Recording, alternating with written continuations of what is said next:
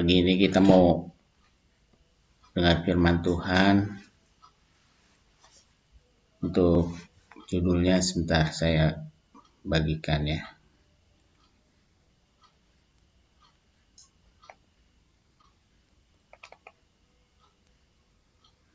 Puji Tuhan, kiranya bisa kelihatan.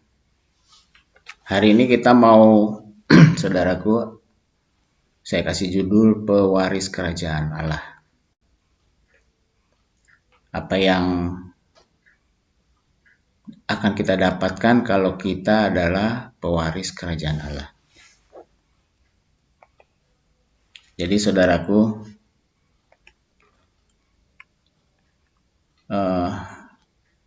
saya mau bertanya kepada kita semua, saudara-saudara dan saya, berani nggak mengatakan bahwa saya adalah pewaris kerajaan Allah? Berani nggak kita? Bila ya, tentunya Anda dan saya mempunyai sesuatu untuk memenuhi kebutuhan kita sehari-hari. Apapun itu ya, kecukupan, solusi hidup, pemulihan hidup, kesembuhan, dan lain-lainnya, untuk memenuhi kebutuhan hidupnya selama di muka bumi ini. Karena kalau pewaris kerajaan Allah, ya namanya juga kerajaan Allah, berarti di sana semua pasti ada, apapun juga ya. Kalau kurang uang, pasti bisa punya uang. Kalau sakit, bisa sembuh. Kalau ada bermasalah rumah tangga, bisa dipulihkan rumah tangganya ya. Kalau Anda dan saya itu pewaris kerajaan Allah, sebenarnya saudara dan saya itu apa sih? Siapa sih kok bisa berkata demikian? Apa sih landasannya bahwa kita adalah pewaris kerajaan Allah? Kita suka berdoa, di doa Bapa kami dikatakan, datanglah kerajaanmu, jadilah kehendakmu di bumi seperti di surga. Jadi saudara, kalau nanti kita lihat firman Tuhan, kerajaan Allah itu diberikan hanya kepada keturunan Abraham. Ya. Kalau kita adalah pewaris kerajaan Allah, berarti kita juga adalah pewaris Bapak Abraham. Ya, kita lihat firman-Nya ya. Sebentar. Kita buka dari Roma 4. Ya. Roma 4. Kita lihat dari Roma 4. Saya bukakan. Ya. Roma 4 ayat 13. Wah, ini saya udah perlihatkan biar bisa lebih jelas gitu siapa kita sebenarnya. Kita adalah kalau dikatakan tadi pewaris kerajaan Allah, kita lihat nih ada penjaminannya dari firman Tuhan. Sebab bahasa Indonesia nih, Roma 4 ayat 13 bahasa Indonesia berkata, sebab bukan karena hukum Taurat telah diberikan janji kepada Abraham dan keturunannya bahwa ia akan memiliki dunia, tetapi karena kebenaran, katanya. Tetapi karena kebenaran berdasarkan iman. Kalau terjemahan lain, AYT berkata begini, janji kepada Abraham dan keturunannya bahwa dia akan menjadi pewaris dunia tidak akan dipenuhi melalui hukum Taurat, melainkan melalui kebenaran iman. Ada 2 terjemahan lagi ya, kita lihat ya. Ini BIMK. Allah berjanji kepada Abraham dan keturunannya bahwa dunia ini akan menjadi milik Abraham. Allah berjanji begitu bukan karena Abraham taat kepada hukum agama Yahudi, tetapi karena ia percaya bahwa Allah sehingga ia diterima oleh Allah sebagai orang yang menyenangkan hatinya. Ini kalau firman Allah yang hidup berkata, jelaslah bahwa janji Allah untuk memberikan seluruh dunia kepada Abraham dan keturunannya bukanlah karena Abraham taat kepada hukum-hukum Allah, melainkan karena ia percaya bahwa Allah akan menepati janjinya. Demikian saudaraku firman Tuhan hari ini dari Roma 4 ayat 13. Penjelasannya demikian saudara. Apa yang akan diberikan Allah atas Abraham dan keturunannya? Yang akan diberikan adalah kemenangan dari segala masalah yang dihadapi di manusia. Jadi ada sebuah jaminan kepada Abraham dan keturunannya. Apakah itu Anda atau saya? Di mana kita percaya bahwa Yesus adalah juru selamat kita. Itu jaminan diberikan kepada Abraham dan keturunannya. Apa kata firman Tuhan tentang kita ya? Siapakah kita? Di Roma 4 ayat 16, saudara dan saya dibilang katanya keturunan Abraham. Ya. Dia berkata, sebentar.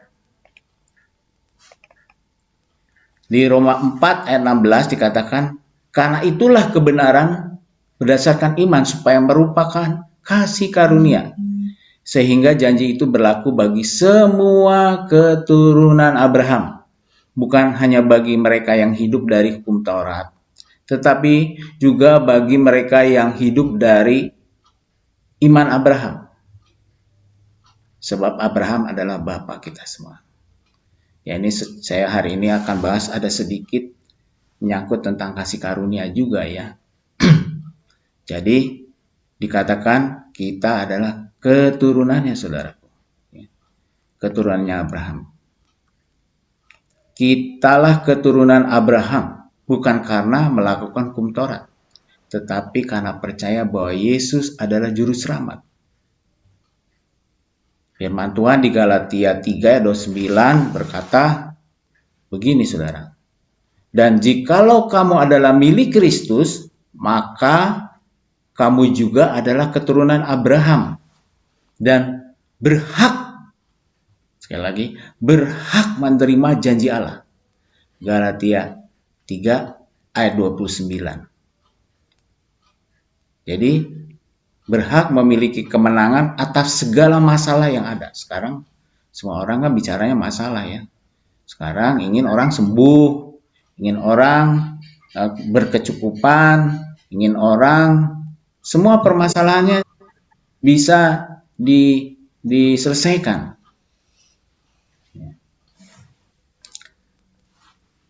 Lalu, saudaraku, sebagai milik Kristus, ini harus kita lakukan, saudaraku. Kesungguhan atau ketaatan adalah bukti Anda mencintainya. Jadi, saudaraku, kesungguhan dan ketaatan adalah bukti Anda mencintainya. Tapi, ya kita namanya manusia ya, suka nggak setia sama apa yang diperintahkannya. Sehingga kita jatuh. Tetapi Tuhan Yesus tetap setia dengan janjinya. Banyak orang salah tafsir loh tentang kasih karunia. Dia pikir dengan menerima kasih karunia dia boleh berbuat dosa seenaknya. Atau pernah berbuat dosa lah. Itu tidak benar ya saudara. Saya sebagai pendeta kalau dibilang ya pernah melakukan dosa. Gak sadar, marah misalnya contohnya ya. Kadang-kadang daging saya lebih kuat daripada hati saya. Jadi saya untuk menyatakan kepuasannya saya berbuat dosa. Apakah kasih karunia itu tidak berlaku lagi buat saya? Titik. Tidak, saudaraku. Ya itu katakan bahwa kita tadi nggak setia, tetapi Tuhan Yesus tetap setia dengan janjinya. Kita tetap anak Allah. Mari saudaraku, kita lakukan firman Tuhan itu dengan kesetiaan, dengan ketaatan, setiap hari, dengan kesungguhan. Saudaraku, kita sekarang sedang berdoa pagi ini bukan untuk memenuhi syarat untuk menerima berkatnya. Enggak, bukan itu saudaraku. Kita menerima berkat Tuhan, berkat kesembuhan, berkat sukacita, berkat, semua berkat, ya karena kita miliknya Tuhan Yesus. Kita ini adalah miliknya Tuhan Yesus, milik Kristus katanya. Dan kita adalah ahli waris Abraham juga tadi di Galatia 3 ayat 19. Jadi saudaraku, kita jadi orang Kristen sangat enak, tapi ternyata nggak bisa hidup seenaknya. Ada rule yang harus kita jalani, yaitu taat dan berkesungguhan.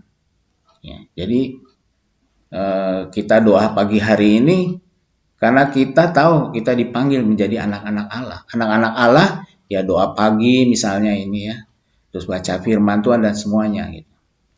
Jadi saudara dan saya kalau mendapatkan berkat Tuhan, berkat pemulihan, berkat kesembuhan atas COVID, atas masalah jantung, semuanya karena kasih karunia Tuhan. Karena Tuhan tetap memenuhi janjinya. Ya. Lalu saudaraku, di kerajaan Allah ada apa aja sih sebenarnya? Kan tadi kita katanya pewaris kerajaan Allah, pewaris dunia. Di dalam kerajaan Allah, di dalamnya pasti ada kesehatan, ada pemenuhan kebutuhan. Itu menjadi milik saudara dan saya. Dan untuk mewarisinya dilalui dengan kebenaran iman kepada Yesus Kristus dan karya paripurnanya di kayu salib. Kebenaran itu diberikan kepada Anda sebagai hadiah dari Tuhan. Jadi Anda tidak harus mendapatkannya melalui perbuatan baik Anda, tidak bisa. Atau karena ketaatan Anda, tidak bisa. Nggak bisa itu semuanya, membayar semuanya itu. Itu tapi hadiah kita, hadiah Tuhan Yesus bagi kita. Sekarang Tuhan Yesus harus menjaga Anda tetap sehat. Pada waktu Anda sakit, dunia tidak bisa memberi kesembuhan itu. Kesembuhan itu didapat karena perkenanannya, karena kebaikannya, karena sayangnya Tuhan Yesus. Kita sudah mengaku Yesus sebagai Tuhan dan Juru Selamat kita. Itulah namanya kasih karunia. Kita menjadi pewaris kerajaan Allah itu. Memang kalau dibilang ya, kerajaan Allah tuh bukan bicara tentang di sorga saja. Sakit nggak ada di sorga ya. Itu kita nggak ada namanya di sorga itu nggak ada sakit penyakit, nggak ada lagi recok-recok, nggak ada ya. Tapi kalau kita baca di Wahyu 21 boleh dibaca ya, Wahyu 21 ayat 11 katanya tentang kerajaan Allah dibilang gini, kota itu penuh dengan kemuliaan Allah dan cahayanya sama seperti permata yang paling indah, bagaikan permata yaspis jernih seperti kristal. Ayat 21-nya berkata, dan ke-12 pintu gerbang itu adalah 12 mutiara. Setiap pintu gerbang terdiri dari satu mutiara dan jalan-jalan kota itu dari emas murni bagaikan kaca bening. Itu kerajaan surga. Di sana nggak ada penyakit dah. Jalannya aja dari emas murni. Tetapi kerajaan Allah bisa hadir di dalam kehidupan anak-anak Tuhan selama masa di muka bumi ini. Cuman ada yang harus kita kerjakan, saudara. Yaitu dengan ketaatan, dengan kesungguhan. Biarlah doa saudara pagi hari ini datang bersama-sama bukan karena gagah Anda, bukan. Karena biar dianggap dianggap suci atau apa, tidak. Atau rohani. Memang kita melakukan hal yang rohani, tetapi kita diberkati karena Tuhan Allah melihat Yesus yang di kayu salib itu menjadi korban bagi penebusan kita. Semoga Anda bisa paham. Jadi saudaraku, kerajaan Allah kita bisa dapatkan di muka bumi ini. Mendapat kesembuhan dari Tuhan sebagai pewaris kerajaan Allah. Cuma kita diminta untuk selalu waspada di dunia ini. Bila tidak waspada, iblis bisa mencelakakan kita dengan penyakit itu. Sekarang banyak sekali ya kita dengar, kadang-kadang kita bingung, kadang-kadang kita sendiri atau teman kita bisa menjadi dokter. Katanya harus ini, harus itu, harus ini gitu ya. Menghadapi COVID ini. Hati-hati. Kita punya Roh Kudus yang menjadi pertolongan kita supaya kita dibimbing olehnya itu tidak terjerumus gitu ya, pada permasalahan yang iblis di mana ikut campur di situ. Kemarin saya dengar ada orang berdoa ya, bagaimana mematahkan mematahkan kuasa-kuasa negatif yang dicurahkan, yang dikatakan oleh peramal-peramal dunia. Tapi ada hamba Tuhan lagi yang membahas, begitu yang kita jadi bingung yang mana. Padahal yang jahat itu adalah kita harus kita patahkan di dalam nama Tuhan Yesus Kristus.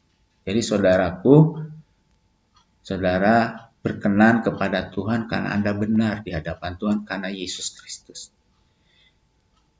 Karena apa saudaraku? Yesus telah membayarnya dengan darahnya untuk menjadikan Anda pewaris kerajaan Allah. Pewaris berkat Abraham, pewaris kesehatannya Kristus, pewaris revival yang kemarin kita dengar.